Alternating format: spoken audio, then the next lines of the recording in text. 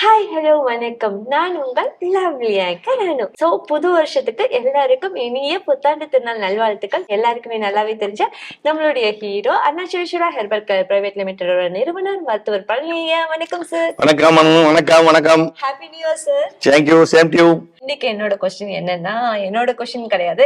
So கேள்வி எப்பவுமே பாத்தீங்கன்னா அணுக்குன்னு சுயமான ஒரு கேள்வியே கிடையாது. யோசிக்கவே தெரியாது சார். எனக்கு இத பத்தி ஐடியாவே கிடையாது. நிறைய பேர் சொல்றது யாருக்குதான் ஐடியா இருக்குது?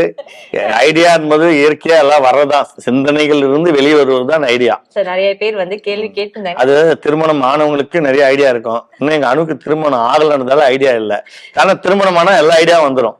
ஓகே, கேள்விக்குள்ள போயிடலாம். என்ன கேள்வி அப்படின்னா செக்ஸ்ல நிறைய பொசிஷன்ஸ் இருக்கு. சோ எல்லாருக்குமே நிறைய பேருக்கு தெரிஞ்சிருக்கும். செக்ஸ் எல்லாருக்கும் தெரியாம இல்ல, எல்லா விதவிதமா செக்ஸ் பண்றவங்களா இருக்காங்க. எல்லாருக்கும் ஒவ்வொரு டைப் ஆஃப் பொசிஷன்ஸ் ரொம்ப பிடிக்கும் அப்படின்னு சொல்லுவாங்க.